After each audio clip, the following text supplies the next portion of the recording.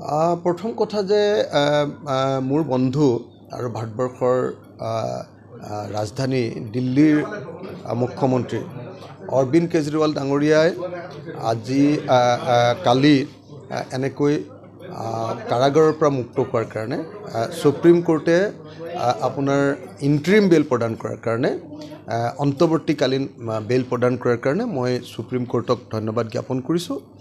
কিন্তু অসমৰ মুখ্যমন্ত্ৰীয়ে যি কথা কৈছে যে যি মানুহৰ আত্মসন্মান আছে সেই মানুহে কেতিয়াও এনেকৈ এমাহৰ কাৰণে বা 21 দিনৰ কাৰণে বা এনেকুৱা ধৰণৰ অন্তৱৰ্তীকালীন বেল লৈ নাহে। মই ভাবোঁ যে মুখ্যমন্ত্ৰী এজনে এনেকুৱা ধৰণৰ এটা ব্যক্তিগত কথাত এনেকুৱা ধৰণৰ অন্য এজন মুখ্যমন্ত্ৰীৰ এনেকুৱা এটা সংকটৰ সময়ত এনেকুৱা ধৰণৰ মানে অভদ্ৰজনিত এনেকুৱা ধৰণৰ বক্তব্য প্ৰদান কৰাটো এটা অন্য এজন মুখ্যমন্ত্ৰীৰ প্ৰতি এনেকুৱা ধৰণৰ অপমানজনক মন্তব্য কৰাটো এইটো এটা কোনো ডিচেণ্ট মানুহৰ কোনো কাম নহয়, ভদ্ৰ মানুহৰ কোনো কাম নহয়। দ্বিতীয় কথা, অসমৰ মুখ্যমন্ত্ৰীয়ে যে কৈছে যে অৰবিন্দ কেজৰিৱালে 21 দিনৰ কাৰণে মানে কোনো ভদ্ৰ মানুহ যদি হয়, কোনো মানে আত্মসন্মান থকা মানুহ হয়, তেতিয়াহ'লে কেতিয়াও এনেকৈ ইণ্টাৰিম বেল লৈ 21 দিনৰ কাৰণে ওলাই নাহে। এই বুলি যে কৈছে, মই অসমৰ মুখ্যমন্ত্ৰীক সুধিব খোজোঁ যে কোন ভদ্ৰ মানুহে নিজে ভয় খাই কেছ থকাৰ কাৰণে জেইলত যাম বুলি ভাবি এটা পাৰ্টিৰ পৰা আনটো পাৰ্টিলৈ যায়? অসমৰ মুখ্যমন্ত্ৰীয়ে এই প্ৰশ্নটোৰ উত্তৰ দিয়কচোন। যে আজি কংগ্ৰেছ দলৰ পৰা যে তেওঁ বিজেপি দললৈ গ'ল, এইটো কোন ভদ্ৰ মানুহ আৰু কোন আত্মসন্মান থকা মানুহৰ কাম? তেওঁ যে আজিৰ দিনটোত আপোনালোকে সকলোৱে জানে যে অসমৰ মুখ্যমন্ত্ৰী যে বিজেপিলৈ গ'ল, অসমৰ প্ৰত্যেকজন মানুহে জানে যে তেওঁ এইকাৰণে বিজেপিলৈ গৈছে যে কাৰণ তেওঁৰ ওপৰত বহুত ধৰণৰ কেছ আছে, তেওঁৰ ওপৰত CBI কেছ আছে, তেওঁৰ ওপৰত অন্যান্য কোৰ্টৰ কেছ আছে। এই আটাইবিলাক কেছ থকাৰ কাৰণে, বিভিন্ন ধৰণৰ কেছ থকাৰ কাৰণে আমি দেখিছোঁ যে তেওঁ নিজে এটা ৰাজনৈতিক দলৰ পৰা অন্য এটা ৰাজনৈতিক দললৈ বাগৰ মাৰিছে। যিজন মানুহে এটা দলৰ পৰা আনটো দললৈ বাগৰ মাৰিব পাৰে, সেই মানুহজনে আকৌ জেইলৰ পৰা ওলোৱা মানুহজনক আত্মসন্মান নাই বুলি কোৱাটো নিশ্চিতভাৱে মই ভাবোঁ যে এইটো কেতিয়াও এটা ভদ্ৰোচিত কথা নহয়। মই অসমৰ মুখ্যমন্ত্ৰীক এনেকুৱা ধৰণৰ কোনো ব্যক্তিগত আক্ৰমণৰ পৰা আঁতৰি থাকিবৰ কাৰণে আৰু মুখ্যমন্ত্ৰী এজনে মুখ্যমন্ত্ৰীৰ নিচিনা ব্যৱহাৰ কৰিবৰ কাৰণে মই আহ্বান জনাইছোঁ। চৰকাৰখনে যদি তেওঁলোকৰ ৰেভিনিউ আহৰণৰ মূল বস্তু হিচাপে সুৰাক গ্ৰহণ কৰে, তেতিয়াহ'লে সেইখন ৰাজ্যৰ কেতিয়াও ভৱিষ্যত নাথাকে।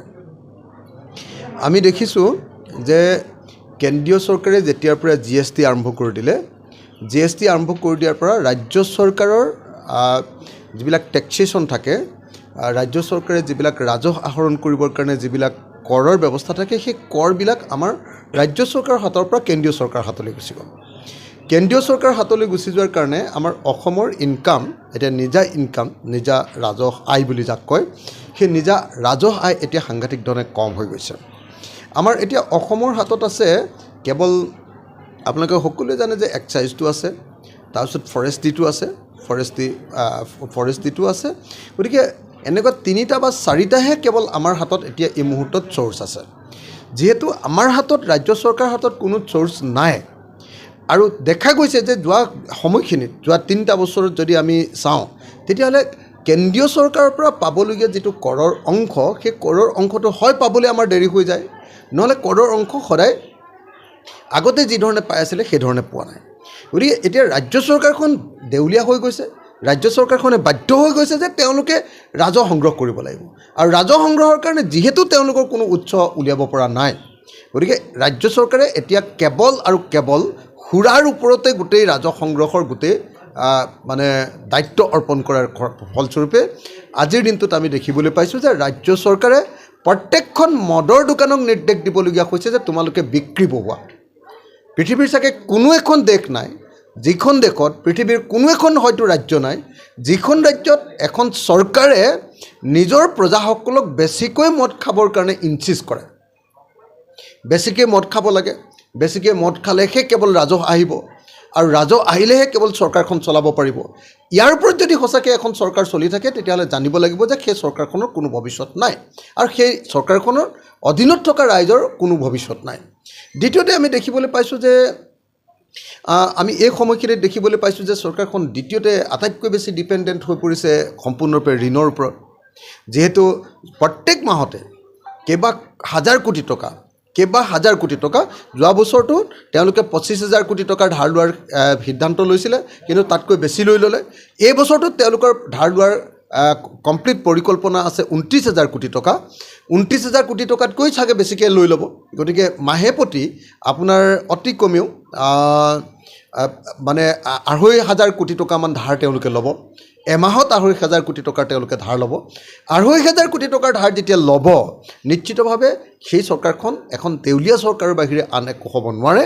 গতিকে আজিৰ দিনটোত দেখা গৈছে যে এহাতেদি তেওঁলোকে কেৱল ঋণ আৰু আনহাতেদি ৰাজহৰ কাৰণে কেৱল তেওঁলোকে মদ আৰু মদ আবকাৰী শুল্ক বৃদ্ধিৰ কাৰণে ব্যৱস্থা ল'বলগীয়া হৈছে। এইটো দুৰ্ভাগ্যজনক ঘটনা। এখন চৰকাৰৰ কাৰণে এইটো এটা লাজ লগা ঘটনা।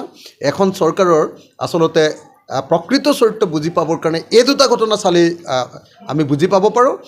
মুখ্যমন্ত্ৰী হিচাপে, বিত্তমন্ত্ৰী হিচাপে তেওঁলোকে যে ৰাজহ সংগ্ৰহ কৰাৰ ক্ষেত্ৰত ব্যৰ্থ হৈছে, প্ৰকৃত অৰ্থত ৰাজ্যখনৰ কাৰণে ৰাজহ সংগ্ৰহ কৰিব তেওঁলোকে পৰা নাই, সেই কথাটো স্পষ্ট হৈছে।